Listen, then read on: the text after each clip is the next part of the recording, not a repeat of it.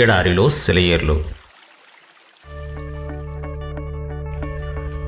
April 15వ తేదీ కొరకు వ్రాయబడిన ఈ భాగాన్ని మీకు చదివి వినిపిస్తున్నది సహోదరుడు పాల్ సుందరం.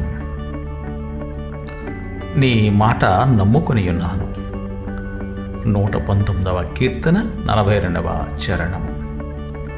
దేవుడు తాను చేస్తానన్న దానిని చేసి తీరుతాడని మనం ఎంతవరకు నమ్ముతామో మన విశ్వాసం అంత బలంగా ఉంది అనుకోవాలి. విశ్వాసానికి మన ఆలోచనలతో కానీ మన అభిప్రాయాలతో కానీ ఒక విషయం జరగడానికి అవకాశం ఉందా లేదా అన్న మీమాంసతో కానీ నిమిత్తం లేదు. బయటకు కనిపించే దానితో పని లేదు. వీటన్నిటినీ విశ్వాసానికి ముడిపెట్టాలని చూస్తే మనం దేవుని మాటను నమ్మడం లేదన్నమాట.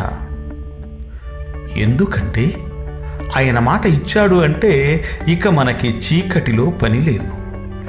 విశ్వాసం అనేది కేవలం దేవుని మాట మీదనే ఆధారపడి ఉంది. ఆయన మాటను మనం ఉన్నదున్నట్టుగా నమ్మితే మన మనస్సుకి శాంతి ఉంటుంది.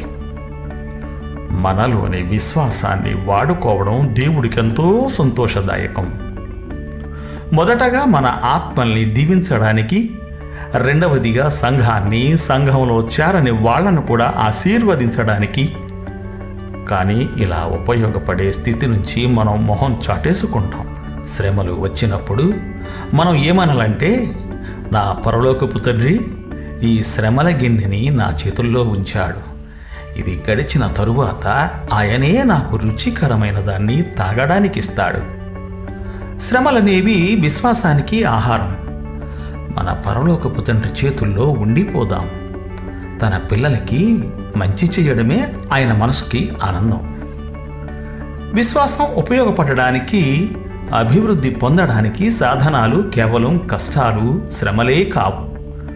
వాక్యాన్ని చదవడం, తద్వారా దేవుడు తన గురించి తాను చెప్పుకున్న దాన్ని ఆకళింపు చేసుకోవడం కూడా విశ్వాసాన్ని పెంపొందించుకునే మార్గాలే.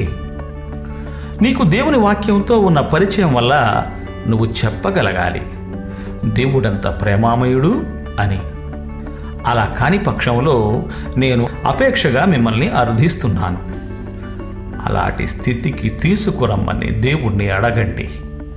ఆయన దయను, మృదు మధురమైన లాలలను మీరు పూర్తిగా అనుభవించాలని, ఆయన ఎంత మంచివాడో తెలుసుకోవాలని, తన పిల్లలకి క్షేమం జరగడం ఆయనకెంత ఇష్టమో మీకు తెలియాలని అర్థించండి.